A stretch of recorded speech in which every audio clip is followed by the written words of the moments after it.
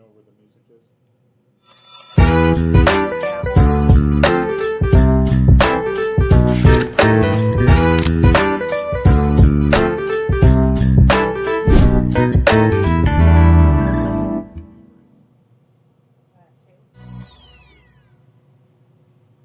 All right, undo it and go ahead.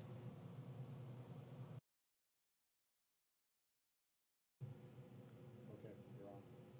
Wait. Huh? You go. You're on. Good afternoon, Columbus, Georgia. This is Mark LaJoy, Mark LaJoy podcast.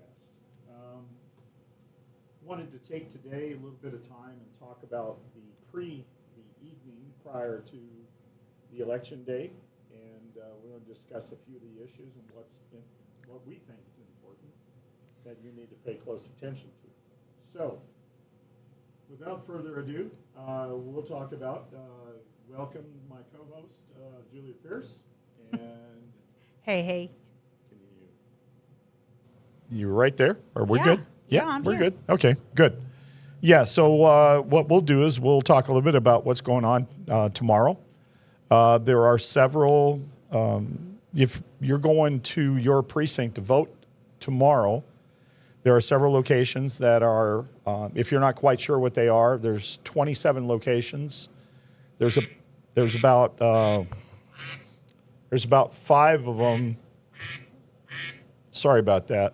There's about 5 of them that are brand new in Columbus. So, if you go to their website, they're marked with an asterisk that will show you exactly which ones they are. But they're spaced all over the city. The ones that you have gone to before, if you've normally gone there, there's a great possibility that your precinct's exactly the same. If not, just go to that site, to the elections website, and they'll be able to, there's some drop-down menus that'll be able to tell you exactly where the addresses are of some of the new sites, and you probably already know that. Just remember that Citizen Service Center, if you have voted there in the past, that is one place that you will go to. It is on the list. But don't think because you early voted at those other sites, this is what happened in the 2024 election and the 2020 election. People were running up to the Citizen Service Center, expecting to vote at the early site, and that's on election day, and that's not where it's at. You got to go to your normal precinct. You also, if you had filled out a paper ballot, one of those paper ballots, you can actually take that paper ballot with you to the election site. You can turn it in if you chose to vote in person. You can do that. So those are possibilities. So we encourage you all to get out there and vote. Tomorrow is a very important day. Yeah. And the reason it's an important day is a couple reasons. Number one, this all comes together. Most of us have been campaigning for a year or a little bit longer already. I know I have a year. The other folks that joined in on this process came much later than I did after that. And so it's very important that you pay close attention to the issues and the initiatives. We talked about specifically our initiatives were community safety. That's one of them. That's always been my primary objective, is to make Columbus safe again.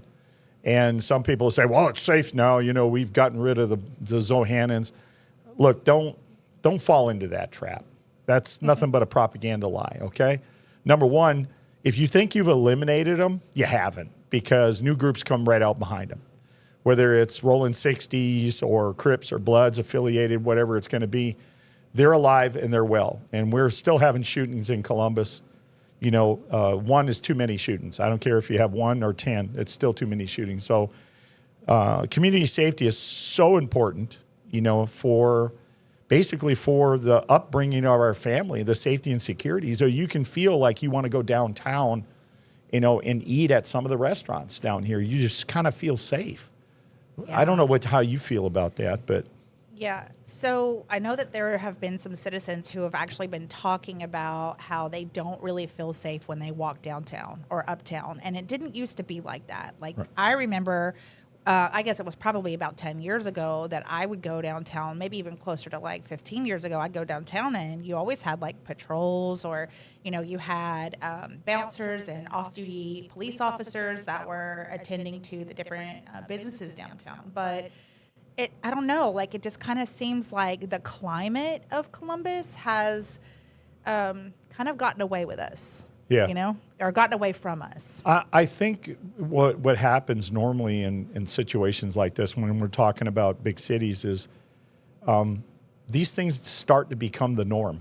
And when things become the norm, we forgot what the past was like. Yeah. If we had a good area, we thought Columbus was a good, safe area and all that, and then eventually people get softened to the new norm, which is not right. It's not good. Yeah. The new norm is not good. If it was a positive message, that's one thing that we're talking about, but it is not a positive message. And the amount of gang crime that we've had over the past few years has been significant. I mean, when Greg Countryman took over first year in office, we had the most murders of ever, over 70, well over 70 I murders. think I remember looking that up Right. with you. Yeah. Yeah, and that's not successful. I don't care by any measure standard, it's not successful. And a lot of times what's happening with that part of it is that the crime, what happens here is you get a little bit of reduction, something happens here, and then you got the propaganda from the police department, the sheriff's office, whatever it is that gets out there, and then they start quoting these statistics they stand up in front of city council and they go, well, yeah, we just had a 30% reduction in crime.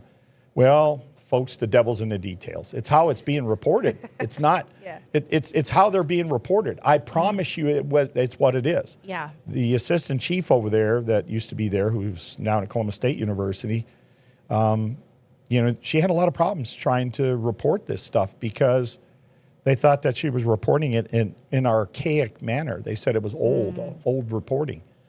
It's worked for 50, 60 years. Yeah. Why is it archaic now?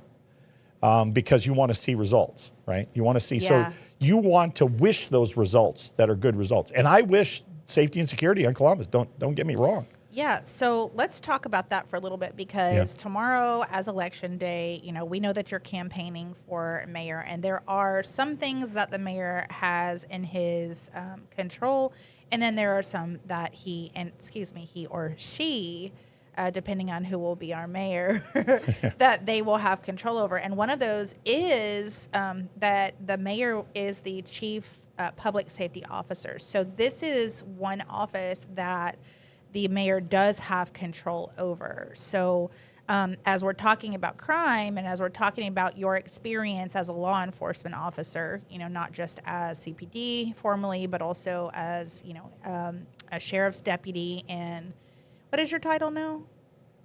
Oh, where I work? Yeah. Yeah, I'm a sergeant. Yeah. I'm a sergeant in patrol division. So this is something that you have to offer Columbus. Yeah.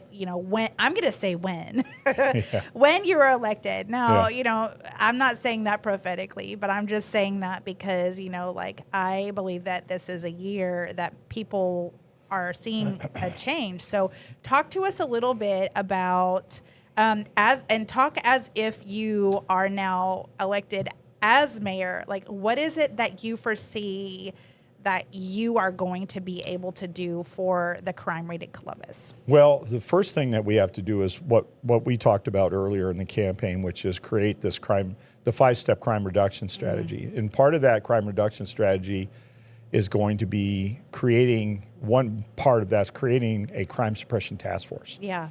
Now, it's important, and the reason being, and I know the GBI and the FBI have created task force here, and they got memberships, from the sheriff's office in there, and they got people from the CPD in there, and their special operations squad, and their qualitative analysis intelligence squad, and all those fancy fucking names.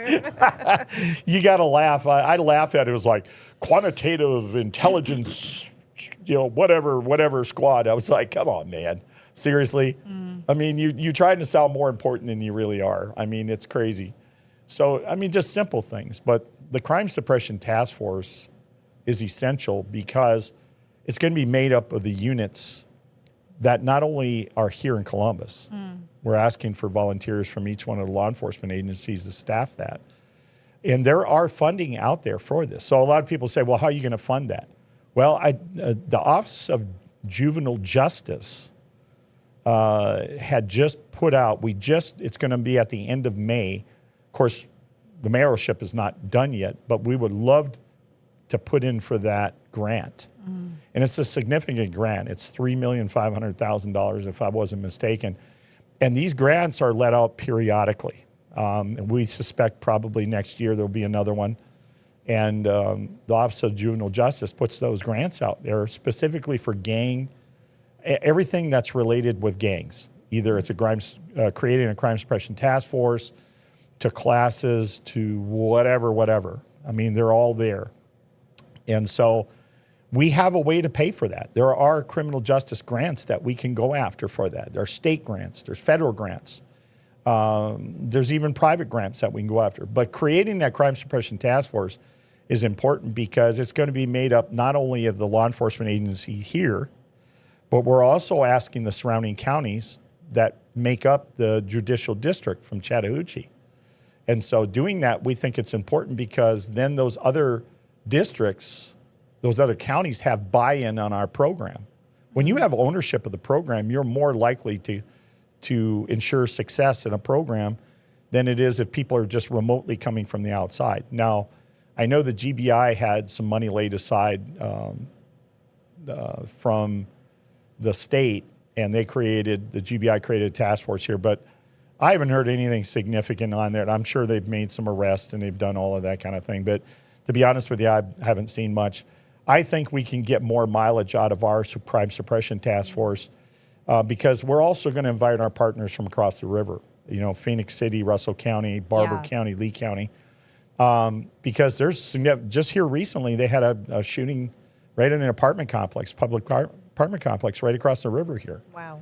And so they have a significant gang problem. And as you well know, there's no big border fence there. It just comes right across into Columbus. Yeah. As a matter of fact, some of them that probably gang members are from here and they go back over there.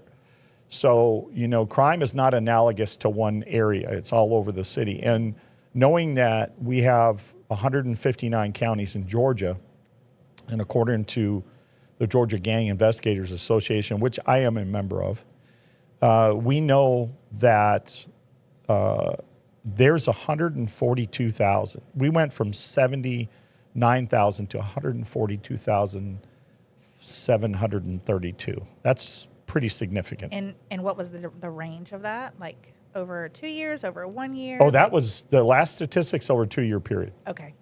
So almost double. Yeah, almost double. So we were talking about this, earlier. We said we thought it was kind of a joke, but it's really not that funny.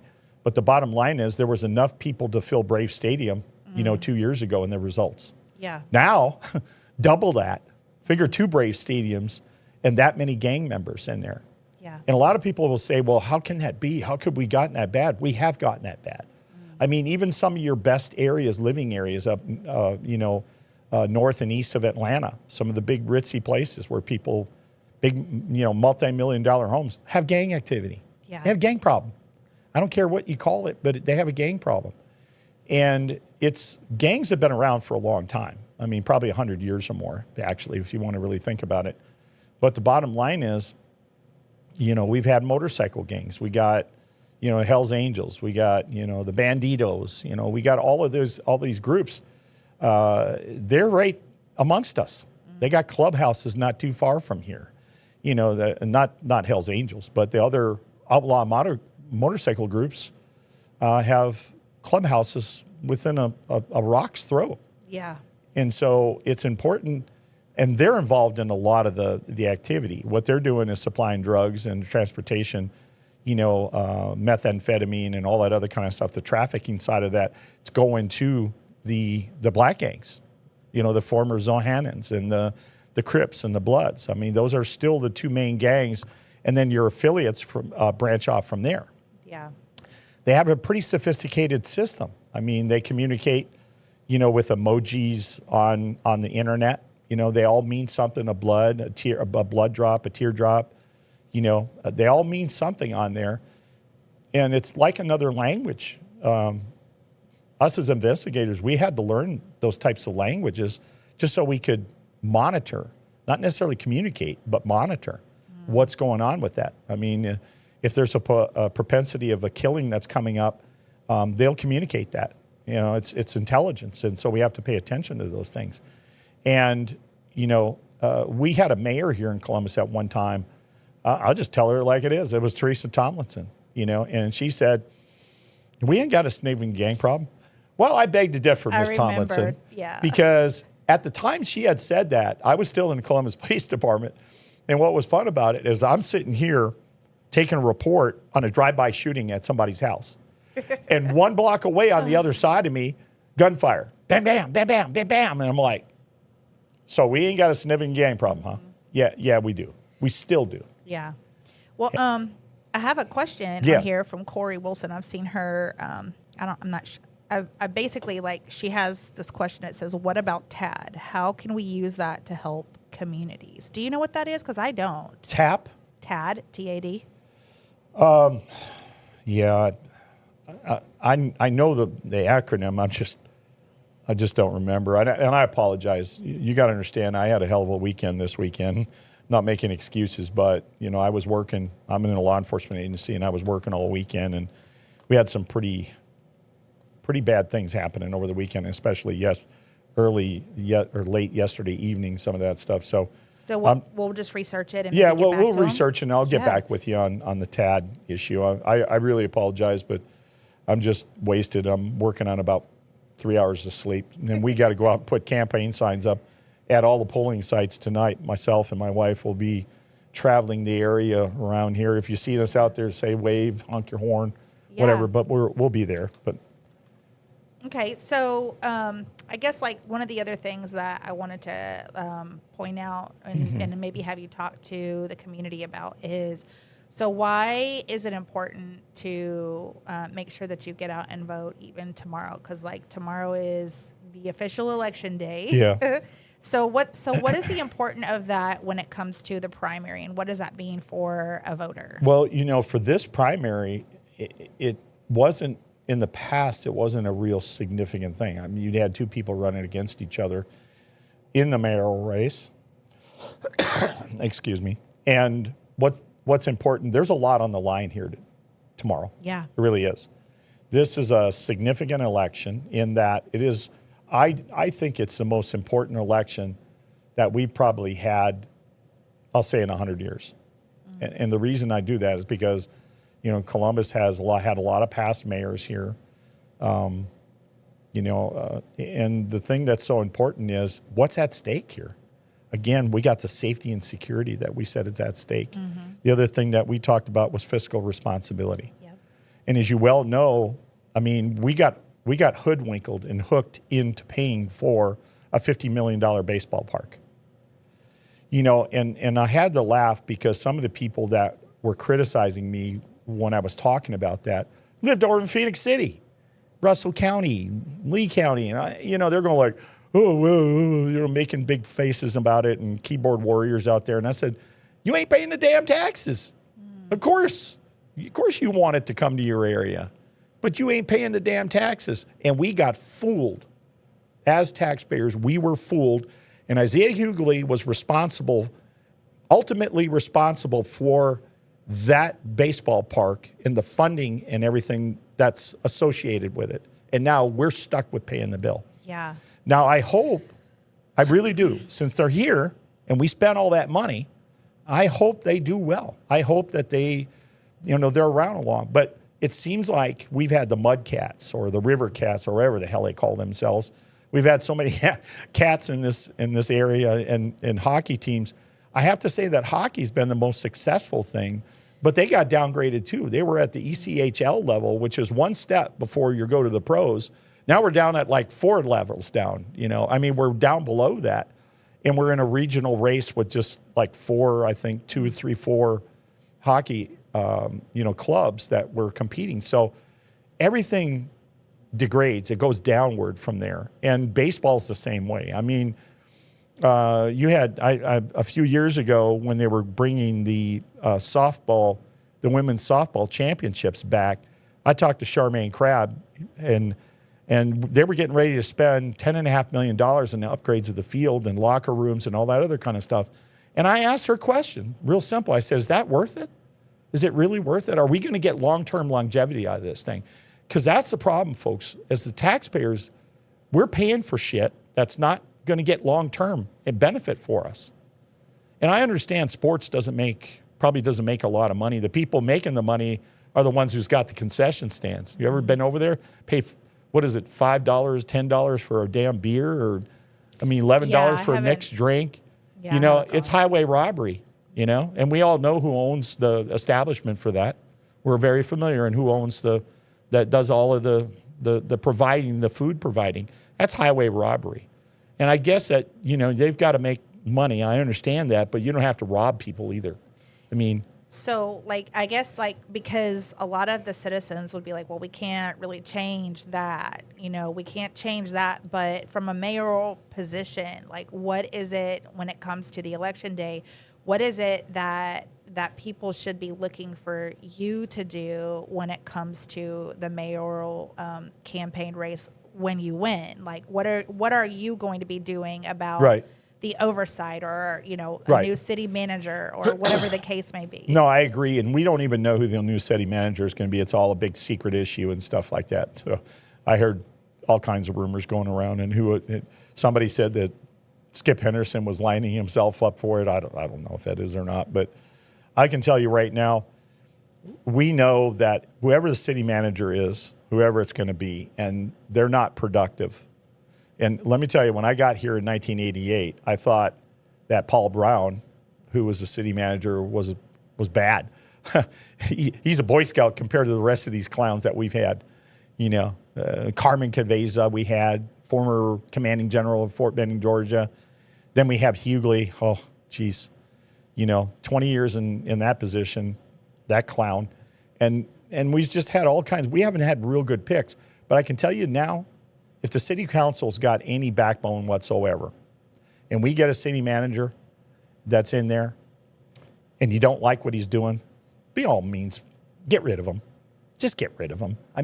None of this hem and hawing and playing the political thing. You got Wayne Hales running out there and making his sophisticated language on the Echo Latino. We have to do this and we have to think about this. And I was like, dude, get the hell out of here, man. You're such a farce.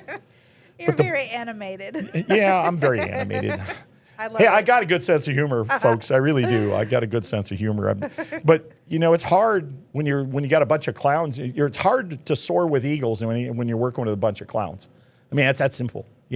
I work with great people in the military. I had great supervisors.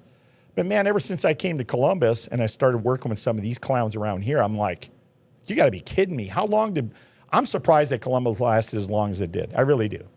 But I think what we're looking for right off in my first 100 days is results. Yeah. And I said that in the first 100 days of my administration, you're going to see results. And what I'm going to do, at least for the first 2 months, is I'm going to meet with every director in the city of Columbus that works for the consolidated government, every entity outside that, the Better Business Bureau, the Chamber of Commerce. I'm going to meet with them and give them my vision and what I expect is going to happen with Columbus, what I want to happen, and then get their feedback. I'm always open for suggestions. I think it's important. It's a two-way communication flow that we open up that between myself and the government and the people. I think it's important. We talked about transparency during this whole campaign. That's the problem, is because Columbus government does not listen to the folks. They don't listen to them. It's not been transparent. Like I just said, the vote that happened, to bring the baseball park, that's crazy. And Isaiah Hughley just admitted to it not too long ago. And there's Chris Brielle put a video on the taxes we're going to end up getting saddled with to pay that. It was like $79,000. Yeah, I saw that. It's crazy. That was a little eye-opening. Oh my God. And I appreciate, Chris, you putting that out there, because that's the truth. It's the absolute truth. We are saddled with a payment that we have to make on this, and we have to make sure that we're making money in this field. So I'm going to work heavily with all of these organizations. Then I want to meet with each and every, not only director, but each and every worker in Columbus. I think that's important, that I meet with them, listen to them, listen to their bitches and complaints. I mean, I've heard it all from, in the military. I did the same thing there. Is exactly the same leadership skills and abilities that I'm going to pass on to the Columbus government. And that's what's important. Yeah. So, like, I think about how when it comes to you sitting down with each of these directors that you're talking about, so, like, is this based on whether you have the city finance or the city city manager already hired, or is this like in lieu of that, like y'all are still waiting? Yeah, well, that's going to be a waiting thing because we don't know who the hell we're getting. We have no idea where we're going to get off there. And I know the criticisms out there, I heard it and I've seen it about, not allowing the new mayor to make the decision. I can see some aspect of that. And I can see some positives and negatives of each one of those things. The negative part is if the mayor's out there selecting somebody, and it ain't who I think is going to be a decent mayor or a decent city manager, that we're going to have to live with that decision. And that's something I would prefer to have to make the decision. But all I'm doing is the mayor does the presentation. He does all the legwork, the presentation of who the candidates are. But they settled that quickly on who. I think Gary Allen was in there as part of the crew that was going to make selections. Walker Garrett was the other one. Who's the other council member? Was Glenn there? Glenn Davis? No, Glenn wasn't part of it. The other black guy that took over. Travis Chambers. Yeah, Travis Chambers. Yeah. Sorry, Travis. I didn't mean to be negative about it. I just got a lot on my brain today. Sorry. But they were in the selection process, from my understanding, and selecting whoever the new mayor was going to, or mayor or city manager was going to be. And so I applaud them for taking that step forward, but I think the decision should be made up of whoever the new mayor is going to be in that position. And that's going to be me, by the way. So we'll make really good decisions, and we're going to make sure that that person who's in that position has the leadership skills and abilities to do the job, not just because you're from a certain socioeconomic standpoint, whether you're black or white color, Chinese or Mexican. It really doesn't make any difference to me, but we're going to make sure that you're qualified for every aspect of that job. We need somebody that is budget friendly, somebody that knows how to manage a budget. And by the way, you got 2 deputy city managers. Should make your job pretty damn easy, but it looks like it hasn't in the past, which is crazy. You get we had the highest paid city manager in the state, one of the highest, and 2 deputy city managers to do your job. I don't know anybody that gets 2 deputy city managers or any deputies to do their job for them, and then what are you doing? Yeah, and the standing of Columbus because of that. Like, it should be a lot healthier than it has been, because you have the city manager and then you have his delegates, which are the deputy city managers, and so it was their delegation, but so I want to kind of ask another question of you, and it might kind of put you on the spot, and I want you to try to be as positive as possible. Okay. So put my tap dance shoes on here. Yeah. Gotcha. Okay, because if as a mayor, since you would be the chief public safety officer, that means that you would be over the police department. Correct. So Columbus Police Department, which in past times you have talked about how there wasn't really a lot of synchronization or syncope, and there wasn't a lot of collaboration or what would be considered as good health, right? Right. So knowing that you and Greg Countryman have had previous issues in the past with one we don't another. like each other. Yeah. So how will you work on the building that relationship? Well, yeah, and then how will you collaborate with him and his office in order to ensure that the citizens are getting the best care when it comes to crime prevention or even response? Right. Good question. So in order to build a relationship with somebody, you got to have a one-on-one meeting with them. You have to have an understanding of listen, we're all in this organization together. let's think about what happened between the sheriff's department and the police department when they were squared off behind the jail. I have never, ever in my 40 years, now 41 years of law enforcement experience and training, did I ever see such a display. I don't even know what word I can give you for that. It was horrible.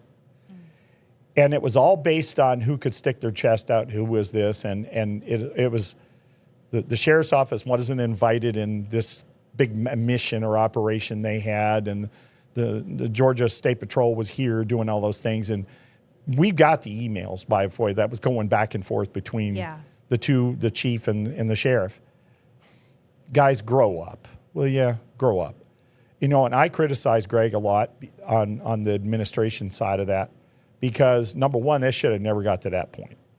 So in order to build a relationship with there, I'll sit directly across from him, give him my ideas if he's still the sheriff and somebody else doesn't run and win, and give him my ideas, what I think is successful to build that relationship between the two agencies. I'm not trying to replace him, but I will tell you this, we've got to have that working relationship. And the reason beyond that is the people that work for us, they have to understand that we're a bigger person than just us. Yeah. We have to take the employees into consideration, their wants, needs, right, and what's happening.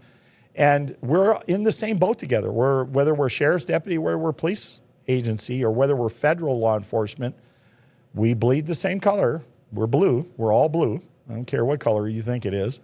And we all have to work together. And so in order to do that, I will make attempts, to build that relationship. Now, supposedly, Greg and Chief Mathis, they, according to this, have a working relationship. Well, I've talked with a lot of people in there, and that's really not the truth. The bottom line is there's still that buttoned up rivalry between the two. And so my job is to take that rivalry away, bridge the gap. Mm-hmm. A lot of law enforcement guys, when I worked in the police department at the time, were not getting along with the fire department. They knew they were there. They would, they had a job to do. We have a job to do. But actually, I was a FBI trained bomb technician. And the reason I spent a lot of time with the fire department is because I trained them on how to get me out of a bomb suit if I'm on fire, okay? Or my arm just got blown off, or my insides are crushed from a bomb that just went off. And so I built that relationship with the fire department. We weren't drinking buddies or anything. We didn't go out there and, have cookouts, family cookouts, but I had a working relationship with them, an audible working relationship. And that's what I plan on doing with the sheriff's office, because the city council, the mayor presents a budget before him, the council the sheriff presents that budget, and then it's voted on, right? We still hold the purse strings. The mayor, the council, city manager, we hold the purse strings for the sheriff's office. There's going to need to be some belt tightening. That I'm going to tell you, because there's a lot of money being spent, and they're asking us to build almost $500 million on a new jail. Yeah, so let's talk about that really quickly, too, because I just saw where Christopher Brialt was actually talking about building the jail in like 2 phases, and starting out with the first annex or the first part of the jail, which would only be, I think he said, what was it, like 200 million or something like that, and it would be enough room for the population, and then just kind of seeing how that went. And then potentially, if we needed it, doing another annex. So what did you see that, and what are your thoughts? That's crazy. Every time we talk about building additions and annexes and new jails and new buildings, we're talking about building, excuse me, folks, building in phases. Let me tell you, from my experience as building government contracts, when I was a government contractor, I actually did some business development and, the accounting side of that and the equipment, and managed those things. I've managed budgets, single budgets in excess of $400 million. Yeah. So working from that aspect, when you build a budget for a building, you have to, you build an estimate of how long it's going to take you to build that building from day one to day whatever when it's finished. So if it's 2 years from now, 3 years from now, you build in the cost overages that because supplies are going to increase. We know that. Now you see what's going on with the oil out there. I mean, we're at $5 a gallon, almost $6 a gallon for diesel fuel. We're approaching about over $4 just for regular gas. So if that goes on for a period of time and construction starts, it's going to cost more money to bring those supplies in. Yeah. So if they're budgeting for $400 million, they better budget for $600 million, because if this battle, this war, lasts for any great length of time, and we've been assured that it's not, and that the prices will go down, but do you know that for sure? You don't. So it will take probably a year or more for those costs to go down. If they start construction right away, soon, then those cost overages are in there. So you build the cost overage in, is what you do, and you always build a little fluff into it. So what it usually happens is the government comes back and it says, well, you're talking, $550 million. That's just a little bit too much for us. And then either you're cutting out something or you're not going to build, or whatever is going to happen in the budget. But when you do that, you build the bluff in so that you come back to what the numbers really were.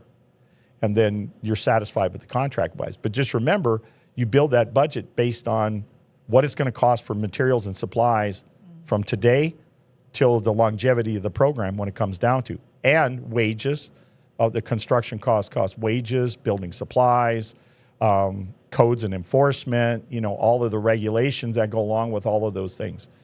So when they build those things in, they always build it too small. I always said, if you're going to, give you a reason, if you're going to build a restaurant, let's say you're going to build a restaurant and you want a big one. My pet peeve is I hate waiting for a seat. So build that damn restaurant with big parking lots, lots of seating, that you can come in. And that way you're building the longevity into that. So I don't know what the actual, I have to take a look closer at the amount of inmates that they want to put in there. But when they build it, this is what they go on cost, right? Which is an important aspect of it. But the second part of that is, how many inmates are you going to be able to keep in there? Yeah, so I think that he actually mentioned how many inmates that the current Muscogee County Jail holds, and I don't remember what that was. I think it was 900 or something like that. It's right around 1,000. In between 900 and 1,100 or something like that. You got people sleeping in canoes in the floors because they ain't got enough bed space, and right. I mean, that's crazy over there. But the point that I'm trying to make on this is that you got to build it bigger. You got to think, if you're building it by today's numbers, you need to build it what it is going to be 5 years from now. Yeah. So if you've got bed space, let's say 2,500 inmates that you build it for, right? You got to hire that many more personnel, right? You got to have that much more in budget to pay wages. Plus, number one, you're going to have to increase your budget. Just remember, increase in the medical budget. Yeah. Right? So if you're 2,500 inmates, you're going to have to hire more healthcare workers, more psychologists that you need to come in there, because we're responsible for that crap now. Right? When the state of Georgia was responsible for it at one time, they passed those costs on to the sheriff's agencies, which is totally unfair, because now we've got to be mental health experts also. Yeah. And a lot of these people have mental health issues. They also have criminal issues that they have committed. Yeah. So we need to get them. They don't need to be in that system. But my point is you got to build it bigger than what it is from today's standards. So that's not full, because in a short amount of time, within 6 months, they'll be sleeping on the floor in canoes again. Yeah. So, okay. So let's kind of branch off of that too, because, I don't know if you've been able to look at the current events when it comes to the Muscogee County Jail, but we just had a young woman that passed away. Yeah, I heard that. And the write-ups say that this is actually the second one that has happened. 2 months. Yeah. So and there were citizens that were asking, what are these mayoral candidates' responses to these deaths in the jail? So do you want to respond to that? Yeah. Look, I think it's significant, because And the reason why this kind of touches home with me and the mental issues and how we treat inmates and stuff like that, I'm not saying it has to be a Boy Scout camp. I'm not saying that at all. But it has to be fair. And they have to get through the criminal justice system in a speedy manner. Yeah. Some of these people have been charged, have been sitting on for a year or 2 years or more, been sitting up there, and they're not getting a speedy trial. That's totally wrong. And Yeah. I don't know how we can fix that part of it. But if that's through the DA's office, the DA's not doing their job. And that's pretty simple. I mean, we can hire a new DA, when it comes around to, the 2028 elections. Just remember that, folks. Well, some of those are actually also the Solicitor General, or True. So was it Siobhan Thomas? Yeah. So like we have a lot of people who are in the jail, and we've had plenty of people. We had Walisha, last week, Right. that she was talking about how this is kind of like a punishment, Right. to keep them in there. But some of these attorneys, public defenders from, or that are representing some of these people that are currently incarcerated should be leveraging their right to a speedy trial and getting them out of there. But, as far as the deaths in the jail, so we're touching on that because of the medical response. Yeah. So basically, at the end of the day, it's unfortunate, and my heart goes out to these families. Yeah. But when it comes to the mayoral candidate or even the mayor, what is his responsibility, his or her responsibility to that family or that person who has passed while they were incarcerated? Right. I was going to get to that, but you stole my bad. smoke Go out of me. ahead. So No, go ahead. No, seriously, that I think, a mayor should always be sensitive to every one of those issues. I think that's any death. I'm sensitive to any death. If it's a car accident, it's a jail accident, it's a natural death, because I see death a lot. As a sheriff's deputy and the supervisor, even the regular sheriff's deputies, and police officers too, it's their response to go to death calls, because we have to make a judgment call whether it's a natural death or whether it's a something that needs to be investigated a little bit more. So we're always sensitive to those issues, because just remember, we're amongst the family. Yeah. The family finds them, deceased, and we're dealing with that emotional issue. And it's crazy, because I had a little photograph, and I thought and I'm going to get to your point here in a second, but, law enforcement guy he wears a lot of hats. He or she wears a lot of hats. And I think it's important for us to realize just what type of exposure that we are part of when things happen. And I'm going to find this picture, and I thought it was very important to bring this point up. But I'm very sensitive to these issues. I think it's essential. And here's what I want to say. Is said, as a police officer, and this is as a law enforcement officer, you'll deal with between 400 and 600 traumatic events over a career. That's That's crazy. Yeah. And I'm sure that total's higher given today. Over a career, the public itself deals with 3 to 4 in a lifetime, right? And don't you think that the uniform protects you? It actually makes you more vulnerable, is what it does. And the reason I say that is because we've had our own folks in that world that have committed suicide because of the stresses that happen. Yeah. Same thing with soldiers. We exhibit, a lot of suicide there, PTSD. They said, what is it, every 21 minutes or something like that, a soldier commits suicide. We got a lot of problems in this world. But I think that we should be sensitive. As a mayor, we should pass our condolences on to those families, because these people, they're incarcerated. Sometimes they're incarcerated not by their own taking. I had a friend who died a year ago who was my lieutenant in Panama. Very upstanding guy, West Point graduate, nice guy. He was protecting a neighbor, an elderly neighbor where he lived in Columbus, and he didn't point a gun in anybody's direction. He fired a gun out of the back door and get them to stop fighting, is what it was. Warning shot. It was a warning shot. Never fired her in the direction. There was nobody ever, but the Columbus Police Department arrested him, brought him to jail. And he needed medication. He needed his medications and died over there. And I talked to his brother. His brother was from California. I said, you need to get you an attorney and you need to sue the sheriff's office. Because that personally hit me. Yeah. And there's a lot of people like that get in there, got health issues. Like, I guess the one that happened a month ago, according to what I read, the coroner read, is she was 44 years old or something like that, and it became a natural death, and then this big scientific explanation of something in her stomach or what it created. I'm just wondering, did going into jail exacerbate that?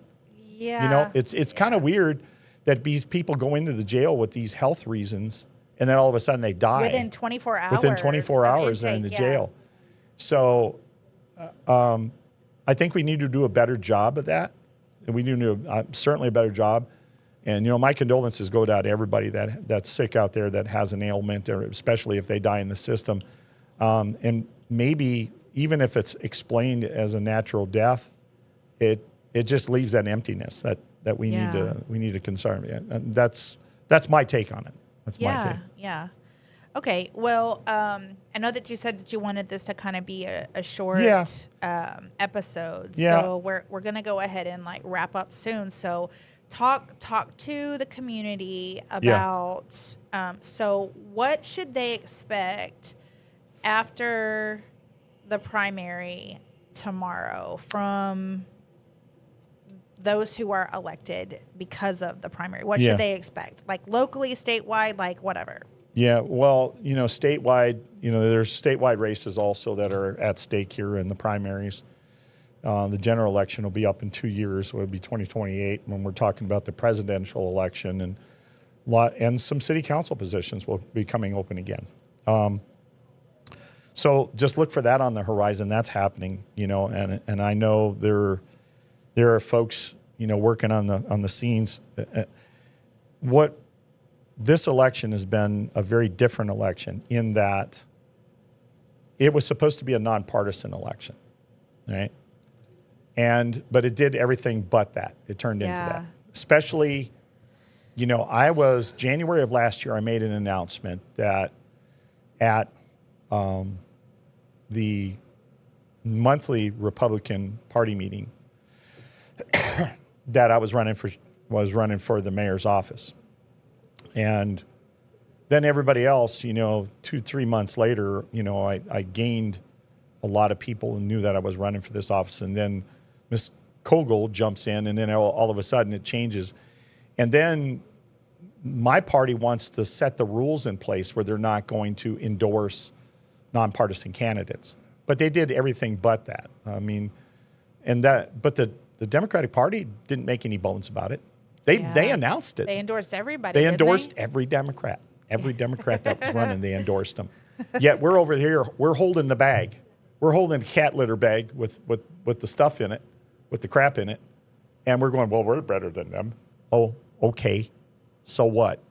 You know, we need to fight fire with fire.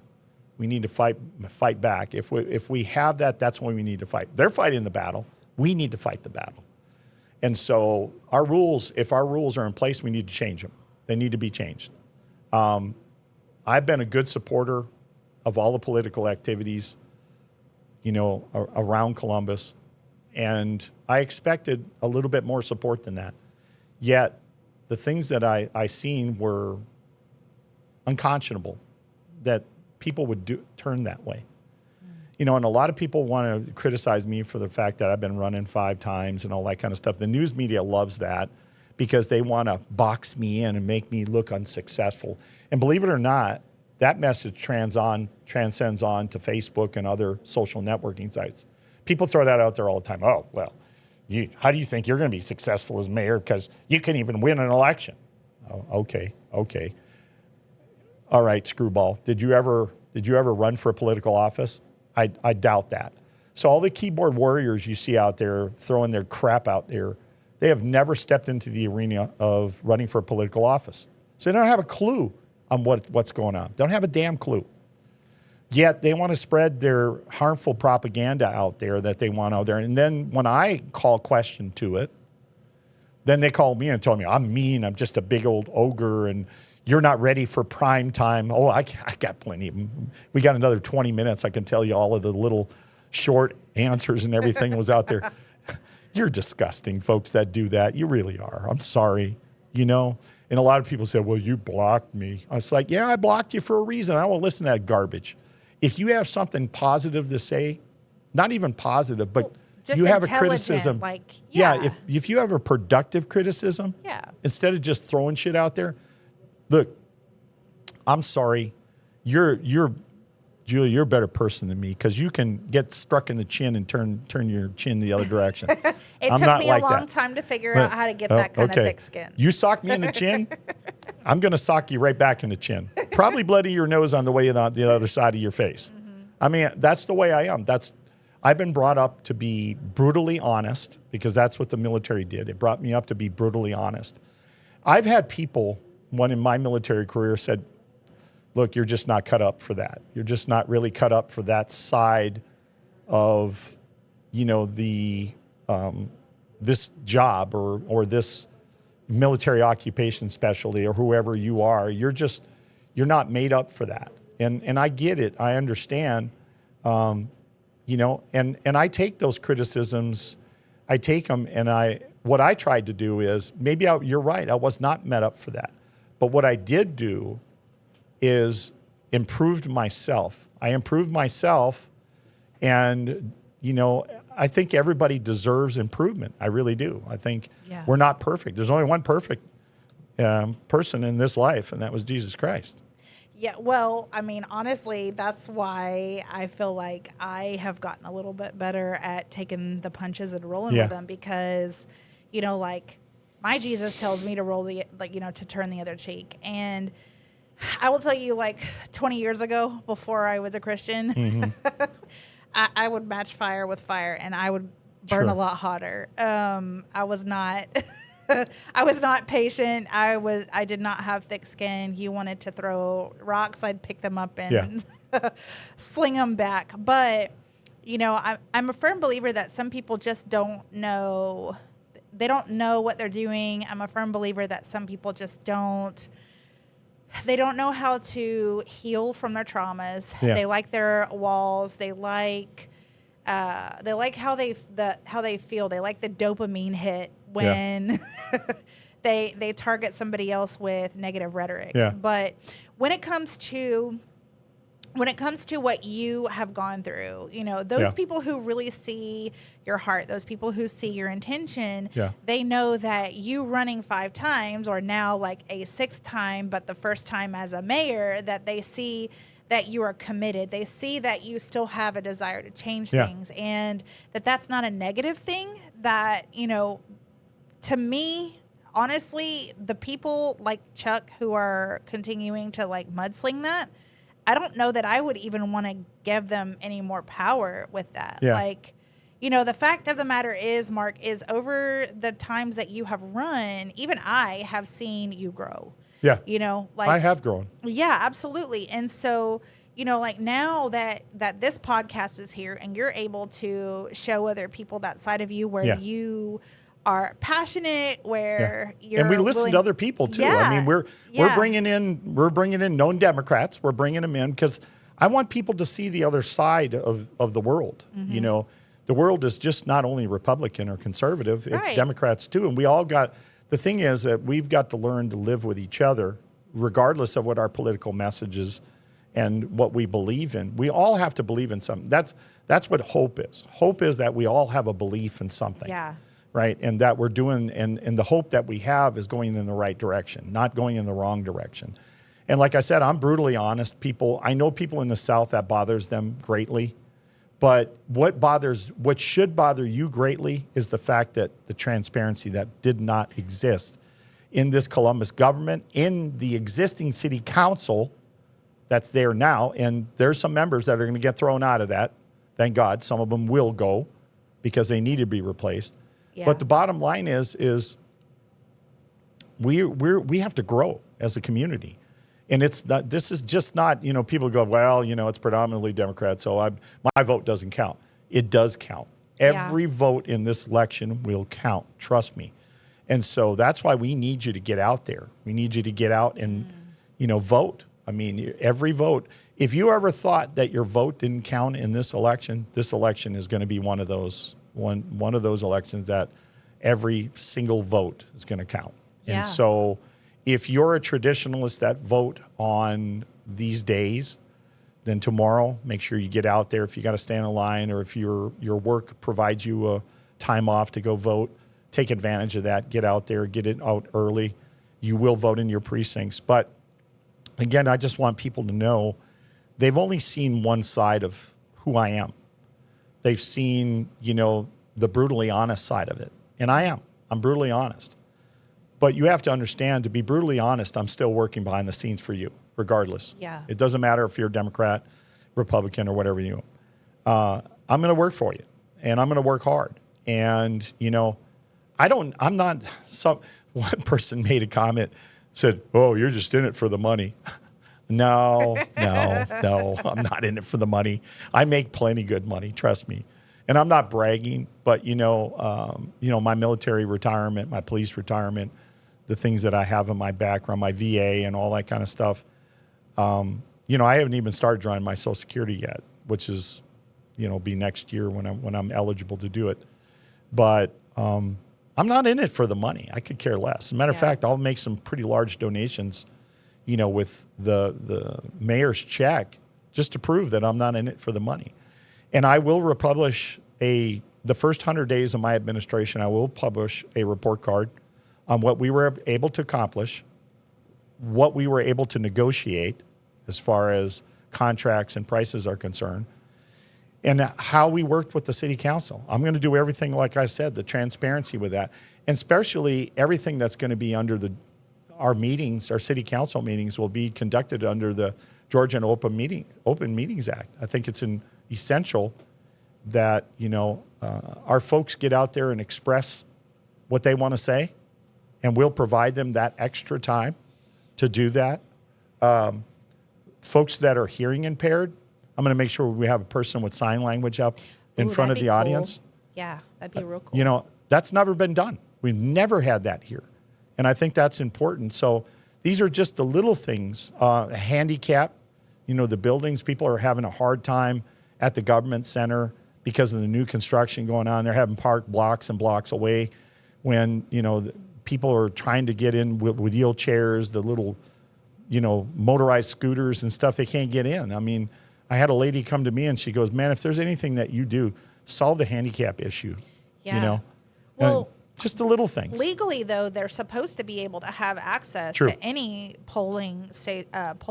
True. So, what's an example of one of the polling places that doesn't have access for the disabled? Well, I don't know about these new ones, but what we're talking about is the government center where the construction's going on right now. Right. And that person was serving as a juror. Okay. And so had a hard time accessing it because you used to be able to access parking alongside that building. Well, now that part's been construction. So everybody's at the front of the government center, at the face of the government center, trying to park on all those parking spots. Mm-hmm. Then they never thought about this, but then you've got the River Center, and those area there, you got sheriff's deputies parking there all the time. Yet they'll give you a ticket in a heartbeat if you park back there. The Columbus or the college police patrol that area. Mm-hmm. You're going to get a ticket, a parking ticket for parking in those areas. So this whole construction thing wasn't laid out properly when it come to construction and where the parking was at. Across the street, you got a little tiny parking lot. So people are parking all up the block where all the attorneys' offices are at and all that kind of stuff. Parking garage. Yeah, right? Well, the parking garage is full too. I mean, all the way to the basement. You couldn't park in there. As a matter of fact, I spoke with a person, said that he can't even park there. He has parked, and he works in the building. He's got to park 2 or 3 blocks away, So the priorities are not the same. Things just weren't properly laid out, those types of things. And those are the little things that I will concentrate on, just the little thing. Those are the little things is what pisses off the people in Columbus. Yeah. Parking, garbage pickup, not in a right amount of time. potholes in their neighborhoods are now being taken care of. Garbage that's, all over the city and stuff and is not being taken care of. The little things bother the people. Yeah. And they are paying their taxes. They're the ones that deserve to have things done and done properly. And I'll take a look at those little tiny things that bother people. And then the big things, and the other thing that I talked about is establishing a hotline, that will come directly to the mayor's office. Cool. Yeah, we'll have the secretary that will be there. If we have to hire another one that'll take just those calls, and then what she'll do is if they need to speak to me personally, I'll be glad to talk to them personally about it and get them the resources that they need to get. So that's how much exposure that I want to give the public.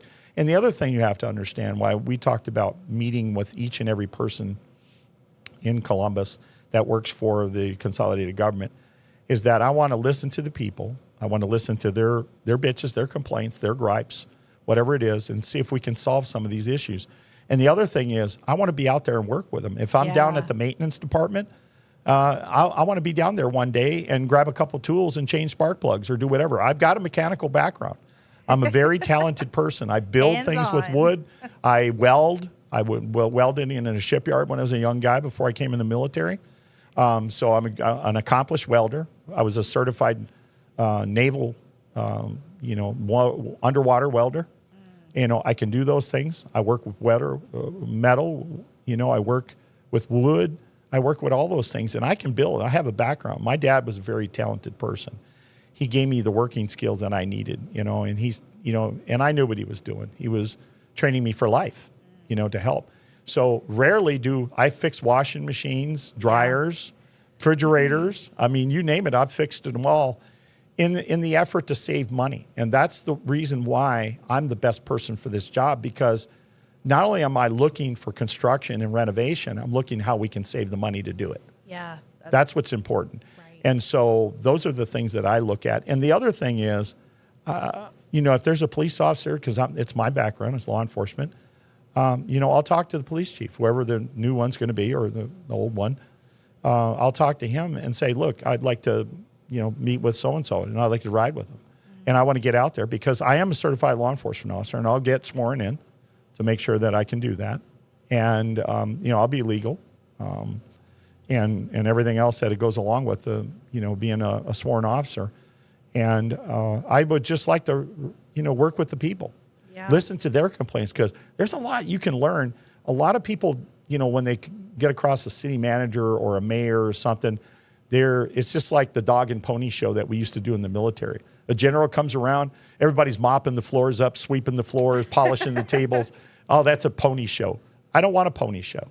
I want to see it like it is. Yeah. I want to hear it like it is from the people and from the workers, because I can't fix shit if you don't show me what the reality is.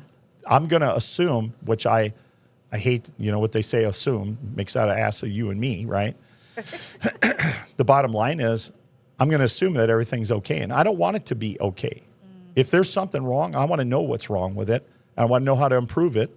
And then once I approve it and everything is hunky-dory, then if it's approval, then we're good to go. Everybody's smiling. Everybody gets what they want. Yeah. Same thing with wages and increases in prices. I had to laugh because Ms. Kogel talked about wage increases for law enforcement. Well, let me tell you something. By the time you break that down by 12 months, okay, you break that raise down by 12 months, then you take all the taxes out of it, right? All the tax, state, federal tax, you take that out, and then consider the health issue, which is health insurance. Every time you get a raise, they get a raise. So that shit gets taken out of there. You get all this, breaks it down. You end up with maybe $100 a month more, or $50 a month, or 12 or 10, whatever the amount of the raise is going to be. So don't go and take these victory laps. Don't say, well, she worked on getting them raises. Well, that's bullshit, because once you break it down, you see, and just ask a law enforcement officer that got their pay raises. Was it significant? No, because you see them out there still working part-time jobs. I did it because I wasn't making enough money. Yeah. When I started in this job in Columbus Police Department, I believe I was making $16,000 a year. Oh my goodness. Yeah. But I mean, like the cost of living. Well, the cost of living, but I'm saying, look at where we're from there to where we're at now. Yeah. And the cost is only going to keep going this way up. So, this is what it is. Well, we're at an hour and 4 minutes. Oh, all right. Yeah. So, do you have any last minute thoughts? Like, what you want to talk about? I just want to kind of wrap everything up. We talked a lot, in this last hour, little over an hour. You're going to make a really important decision tomorrow on the longevity of who's going to lead the Columbus city government.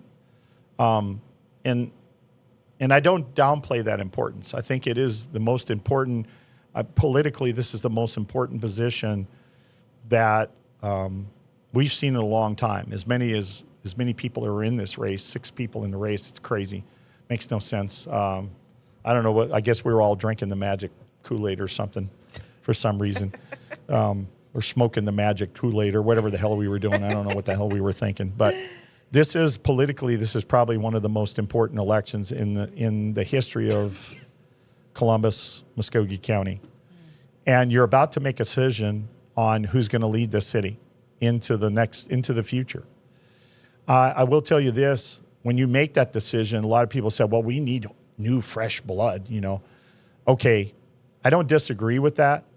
But first of all, even that new, fresh blood doesn't have the leadership skills and abilities to do the job. Leadership. Yeah. This is what we have to have as a real leader. Somebody who's not going to lie to the folks, who is not going to sugarcoat anything, and be completely transparent on all of our dealings with the public. So when you're looking at that, you make your decision on who talked about that. We talked about it in our campaign, right? If you think by all means that you need to vote for somebody other than me, then by all means vote for somebody other than me. But the bottom line is, I'm not supporting those candidates. I'm supporting myself. And this is what the deal is. Just remember, I haven't taken any big donations. I was not bought off by big families. Right. You can go to the sites and see who bought off these people, right? So just take that in consideration. Remember, big favors demand big results. They want to be able to pick up that phone and say, remember when I gave you that $2,300 or $3,300 or $3,200? I need a favor now. Folks, I'm not a favor guy.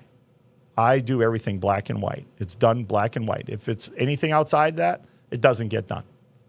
And so that's what it is. And consider I'm not an establishment candidate, even though the Democratic Party selected all their Democratic candidates, which was unfortunate because under good faith, we attended your meetings. We went to your forums and expected the same consideration that you gave them. Just because they were Democrat, you went ahead and endorsed them. And this is a nonpartisan race, but you treated it like a partisan race. So shame on you. Shame on you what you did. You didn't do the right thing.